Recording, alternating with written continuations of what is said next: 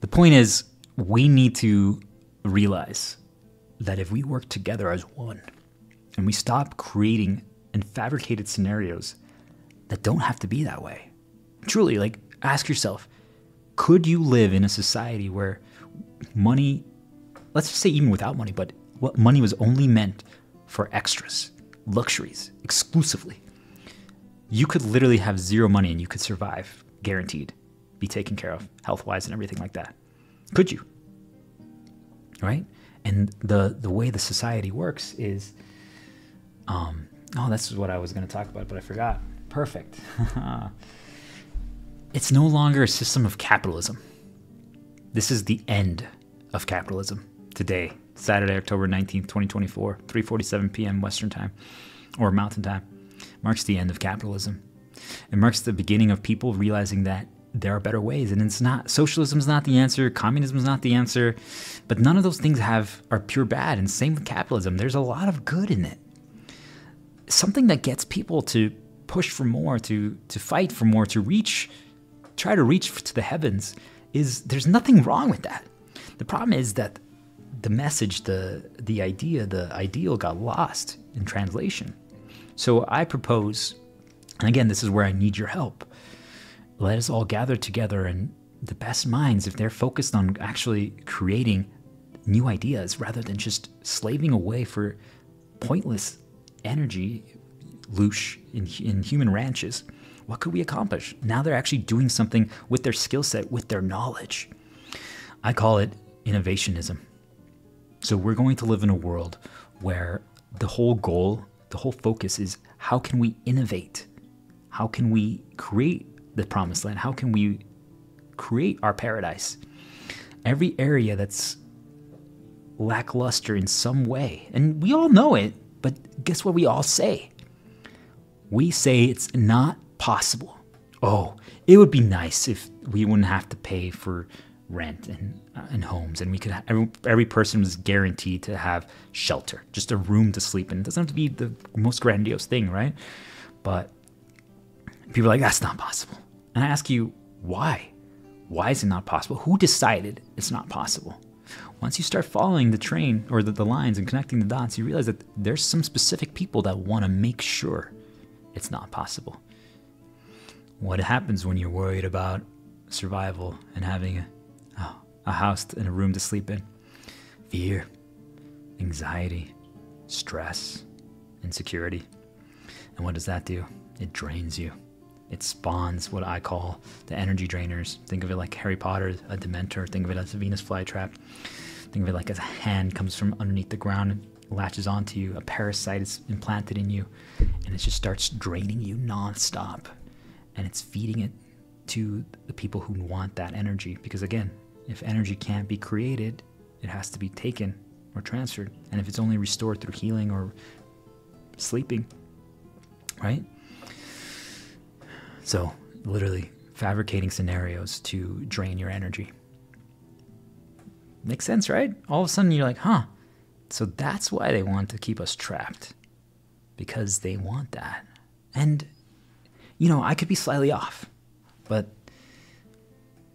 just think about it, guys, and share your opinion. We're moving toward innovationism. That's the future of this world. So it's happening right now. It's being created as we speak. So with that, we go to our next topic, which is, what if 99% of what we knew was not true? Better said, incomplete. We only can see one side of the coin. So let's think about this, right? This is the way. Mandalorian. You guys see it? Let me flip it. Now you see a different image, a different picture. What if I told you that this is everything? This is the only thing that is in this world, this side. And you are operating based on that information. But this exists. How is that possible? The other side exists. Think of the coin, right? Imagine if you were told that tails does not exist and it's only heads, or vice versa. Why? Why would someone tell you that? Why would someone intentionally prevent you from knowing that there's a other side to the coin? That's the question that we all have to ask. Why don't they want us to know certain things, right? Is it for our own protection? Really?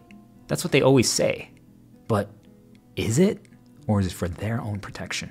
It's a question that we all have to ask. Why don't they want us to know it? And if people start talking about it, why does it get silenced? Why does it get suppressed? Why do problems arise? If there's no issue with information or knowing it, like, if it just helps people become better, wouldn't we want everyone to know that? Like, if this helps 10 people just live a happier life, and they can help 10 more people each, like, do you see the chain reaction? Like, why wouldn't we do that? It makes no sense. Do you see, guys?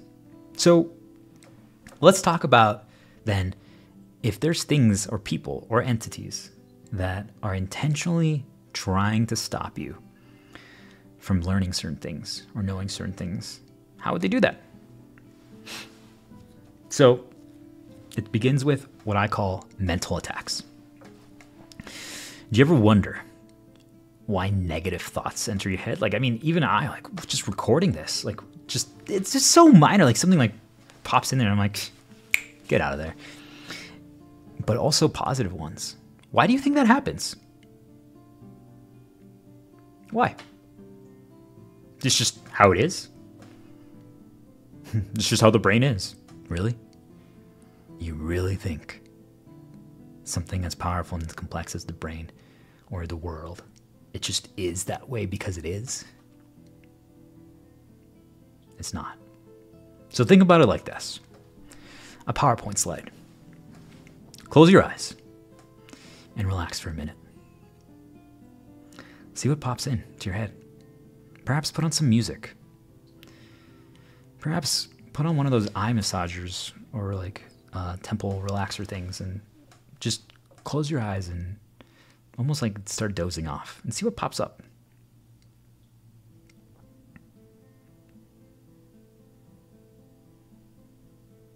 All of a sudden, a negative memory, a visual pops up.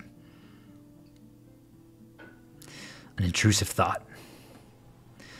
How about when you missed that sign from that hot girl in high school? You remember that time? Yeah? You remember when you remembered it while you were showering? Or the one time when everyone laughed at you because you mispronounced that word when you were reading in middle school? Yeah? You guys remember that? Think of a song. Or humming or whistling that all of a sudden comes to mind. Maybe you're like, well, I don't know why, but I just feel like whistling this. Why do you think that happens?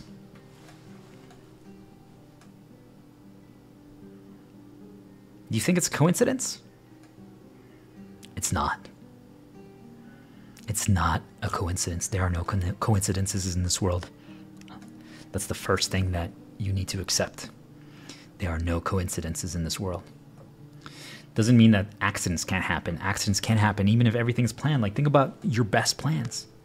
But what if I told you that behind the scenes there are things influencing those best plans? Last night we talked about the good and bad, spirits, energy, and then you can think about even good and bad people, right? Bosses.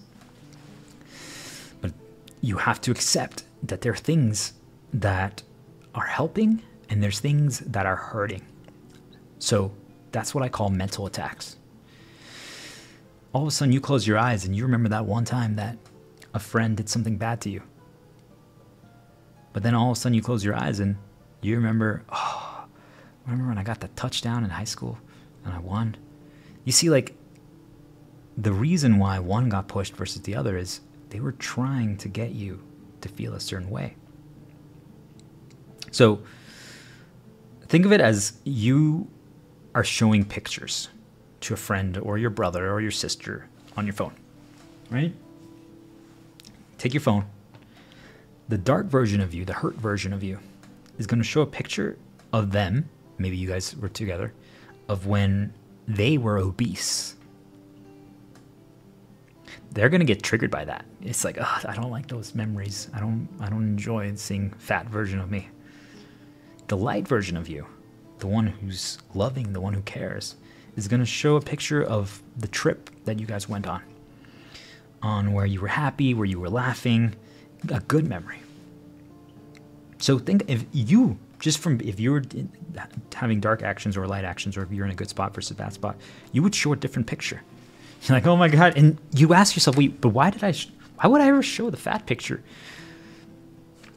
When you have more dark inside you, or when you're more open to these entities that can influence you, they do it through subliminal messages, and we're going to go into that. But you all of a sudden are like, I don't know why, but hey, do you guys remember that one trip, or like 7 years ago when we lived together in, I don't know, in Idaho, and you start scrolling, you're like, oh, look at this. And it's a picture of when they're obese. And you just, for some reason, felt inclined to show that one. And it might not have even been like planned in your part, but at least so you thought. But it wasn't you.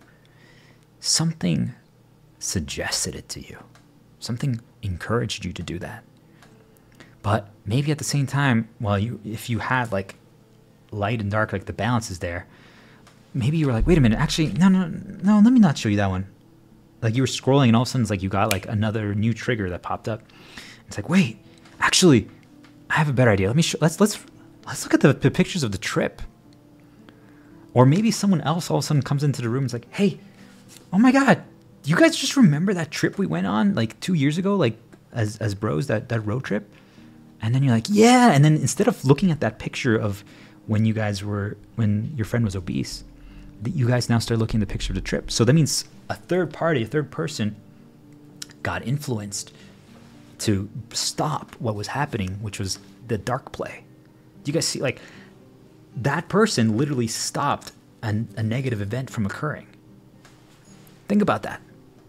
Has that ever happened to you? Have you ever noticed? Like, just start replaying events in your life. Just think about it. Like, was there ever like all of a sudden like someone was going to do something like bad, or was like, hey guys, do you remember when his sister did this? And like you can already tell, like her face sinks and all this stuff. And then someone else comes in and is like, oh my gosh, actually this just reminds me when she drew this amazing art piece in Mexico, and it just completely changes it. That is the spiritual war that is going on around us. And the sooner you are willing to accept that, but look, those things happened through people. It wasn't like literally a spirit manifested right next to me, like, oh, hello there, and is talking beside us. But what if they're right here and they're whispering in your ear, implanting a thought, a memory, putting a little seed there? And it's like, okay, that.